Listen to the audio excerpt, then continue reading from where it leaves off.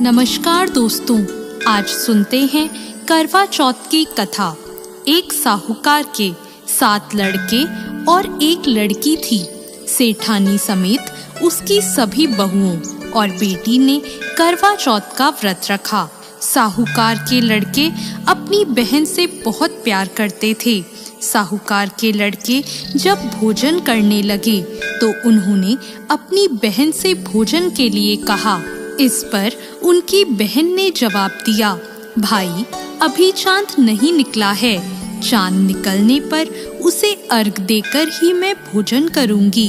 बहन की बात सुनकर भाइयों ने नगर के बाहर जाकर एक पहाड़ी पर अग्नि जला दी और छलनी ले जाकर उसमें से प्रकाश दिखाते हुए अपनी बहन से बोले, बहन चांद निकल आया है, अर्घ देकर भोजन कर लो। साहूकार की बेटी ने अपनी भाभियों से कहा, भाभी देखो चांद निकल आया है, आप भी अर्घ देकर भोजन कर लो। ननद की बात सुनकर भाभियां बोली, बाईसा ये तो आपका चांद है, हमारा चांद आने में अभी समय है। वह भूख से व्याकुल थी। वह चांद को अर्घ देकर भोजन करने बैठ गई। जैसे ही उसने पहला घास खाया उसे छींक आ गई। दूसरा घास खाते ही उसमें बाल निकल आया और तीसरा घास अभी खाने ही वाली थी कि उसके ससुराल से बुलावा आ गया कि पति बीमार है और जिस भी हाल में हो तुरंत ससुराल पहुँचे। उसे विदा करने के लिए माँ ने जब बक्से से कपड़े निकाले तो काले कपड़े मिले। दूसरी बार सभी कपड़े सफेद निकले। बेटी बोली, माँ तुम रहने दो, मैं चली जाती हूँ। माँ घबराकर बेटी से बोली, बेटी रास्ते में जो भी छोटा बड़ा कोई भी मिले सबके पैर पड़ती जाना। जो भी बूढ़ सुहागन होने का आशीर्वाद दे तो वहीं अपने पल्ले में गांठ बांध लेना। बेटी बोली, ठीक है, और वह अपने ससुराल के लिए चल दी। रास्ते में उसे जो भी मिला वो सबके पांव छूती गई। सबने सुखी रहो, पियर का सुख देखो, खुश रहो का आशीर्वाद दिया। ऐसे वह अपने ससुराल पहुंच गई। ससुराल के दरवाजे पर छोटी ननद खेल रही थी। जब उसके पांव छुए तो उसने आशीर्वाद दिया, सदा सौभाग्यवती रहो, पुत्रवती रहो और बूढ़ सुहागन हो। यह सुनते ही उसने अपने पल्ले से गांठ बांध ली। घर में अंदर गई तो उसने देखा कि उसका पति मरा हुआ जमीन पर लेटा है और उसे ले जाने की तैयारी हो रही है। वो बहुत रोई, बहुत चिल्लाई। जैसे ही उसे ले जाने लगे वो रोती चिल्लाती बोली, मैं इन्हें ले जाने नहीं दूंगी। फिर भी जब कोई नहीं माना तो वो बोली, मैं भी साथ जाऊंगी।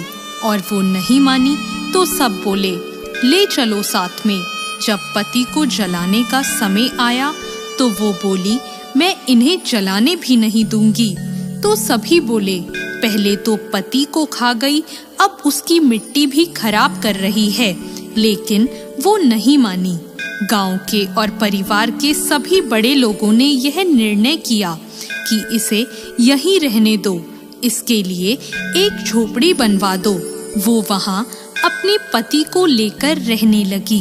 वो पति की साफ सफाई करती और उसके पास बैठी रहती। उसकी छोटी ननद दिन में 2 बार आकर उसे खाना दे जाया करती। वह हर चौथ का व्रत करती, चांद को अर्घ देती, जोत देखती और चौथ माता आती तो चौथ माता कहती, करवोले करवोले, भाइयों की प्यारी बहन करवोले, घड़ी बुखारी करवोले। तो वह चौथ माता से अपने पति के प्राण मांगती। पर चौथ माता उसे कहती कि जब हमसे बड़ी चौथ आएगी तो उससे अपने पति के प्राण मांगना। ऐसा करते करते सभी चौथ आई और सभी यही कहकर चली गई। अश्विन की चौथ बोली, तुझसे कार्तिक की करवा चौथ माता नाराज है, वो ही तेरा सुहाग लौटाएंगी। जब वो आएंगी तो उनके पैर मत छोड़ना। जब करवा चौथ आने वाली हुई तो उसने अपनी छोटी ननद से पूरे श्रृंगार और सुहाग का सारा सामान मंगवाया और करवे भी मंगवाए। सास ने सोचा पागल हो गई है, जो मांगती है दे आओ। साहूकार की बेटी ने करवा चौथ का व्रत रखा। चांद निकलने पर अर्घ दिया, चौथ माता की जोत करी। जब चौथ माता प्रकट हुई तो चौथ माता बोली, करवोले करवोले, 7 भाइयों की प्यारी बहन करवोले, दिन में चांद उगाने वाली करवोले, घड़ी बुखारी करवोले। तब उसने उनके पैर पकड़ लिए और बोली, माता मेरा सुहाग वापस करो। चौथ माता बोली, तू तो बड़ी भूखी है, 7 भाइयों की प्यारी बहन है, तुझे सुहाग से क्या काम।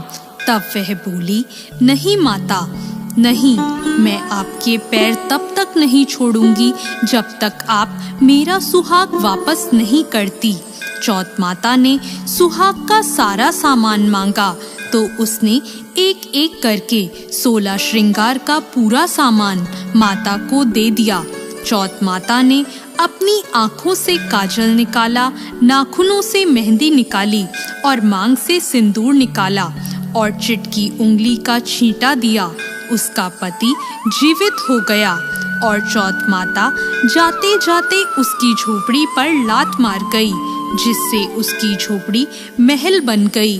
जब छोटी ननद अगले दिन खाना लेकर आई तो उसने देखा कि भाभी की झोपड़ी की जगह तो महल खड़ा है। वो ननद को देखते ही दौड़ी दौड़ी उसके पास आई और बोली, देखो बाईसा, आपका भाई वापस आ गया। घर जाओ और सासू जी से कहो गाजे बाजे के साथ हमें लेने आए। ननद दौड़ी दौड़ी माँ के पास जाकर बोली, माँ भाई जिंदा हो गया। माँ बोली, उस भाभी के साथ तेरा भी दिमाग खराब हो गया है। ननद बोली, नहीं माँ, मैंने देखा है, भाई सच में जिंदा हो गया है। भाभी ने गाजे बाजे के साथ हमें बुलाया है। सभी घर वाले गाजे बाजे के साथ अपने बेटे को लेने पहुँचे। बेटे को जिंदा देखकर सास बहू के पैर छूने लगी और बहू सास के पैर छूने लगी। वो बोली, देखो माँ, आपका बेटा वापस आ गया। सास बोली, मैंने तो साल भर पहले ही इसे अपने घर से भेज दिया था। वो तो तू ही थी जो इसे वापस लेकर आई है। हे चौथ माता, जैसे साहूकार की बेटी के साथ पहले किया वैसा किसी के साथ मत करना और बाद में जैसे उसे सुहाग दिया वैसे सबको देना और सभी पर अपनी कृपा बनाना। जय चौथ माता। धन्यवाद।